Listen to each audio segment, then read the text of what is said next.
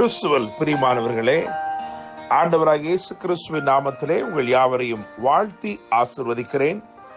இந்த நாளுக்கென்று தேவன் நமக்கு அருளியிருக்கும் ஜீவ வார்த்தை லூக்கா எழுதின சுவிசேஷம் 11ஆம் அதிகாரம், அதிலே 10வது வசனம். ஏனென்றால் கேட்கிறவன் எவனும் பெற்றுக்கொள்ளுகிறான், தேடுகிறவன் கண்டடைகிறான், தட்டுகிறவனுக்கு திறக்கப்படும். இந்த அதிகாரத்தின் துவக்கத்திலே, அதாவது 11ஆம் அதிகாரம் 1ஆம் வசனத்திலே, அவர் ஓரிடத்திலே ஜெபம் பண்ணி முடித்த போது என்று எழுதியிருக்கிறது. என கேட்கிற தேவனுடைய பிள்ளைகளே, அந்த ஜெபம் வித்தியாசமாக இருந்தபடியினால், இயேசு கிறிஸ்துவின் ஜெபம் வித்தியாசமாக இருந்தபடியினால், அவருடைய சீஷர்கள் அவரிடத்திலே எங்களுக்கு ஜெபிக்க கற்றுத்தாரும் என்று வேண்டிக் கொண்டார்கள்.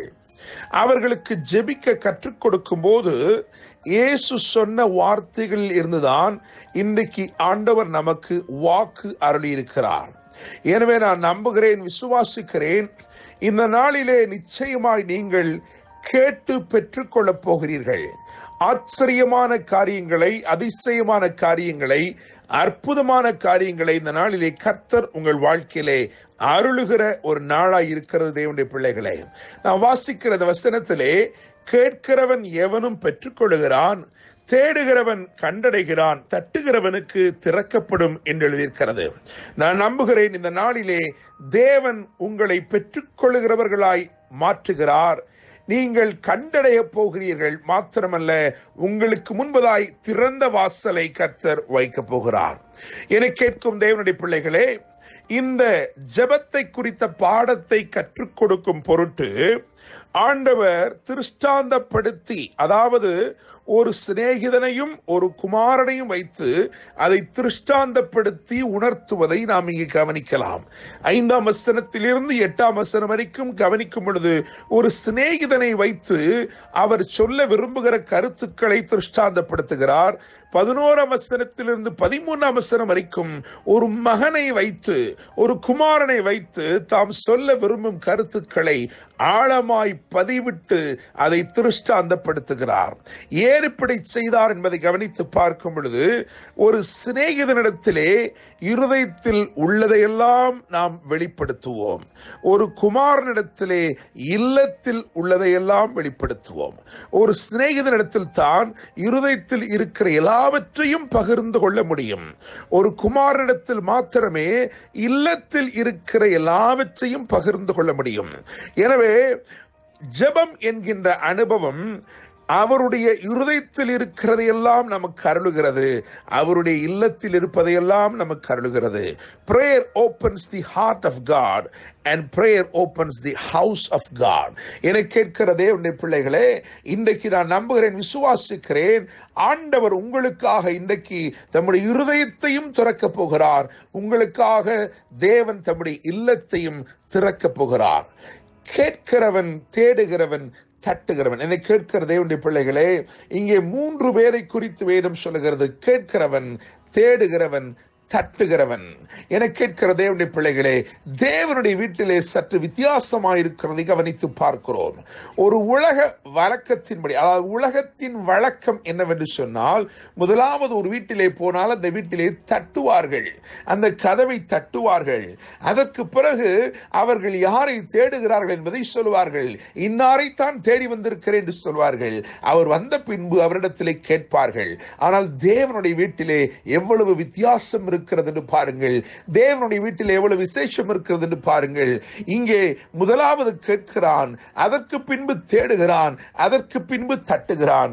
இன்றைக்கு ஆண்டவர் சொல்லுகிறார், கேட்கிறவன் எவனும் பெற்றுக்கொள்ளுகிறான், தேடுகிறவன் கண்டடைகிறான், தட்டுகிறவனுக்கு திறக்கப்படும். எனவே நான் நம்புகிறேன், விசுவாசிக்கிறேன், இந்த நாளிலே நீங்கள் பெற்றுக்கொள்ளப் போகிறீர்கள். இந்த நாளிலே நீங்கள் கண்டடைய போகிறீர்கள். இந்த நாளிலே சகலமும் உங்களுக்கு முன்பதாய் திறக்கப்பட போகிறது.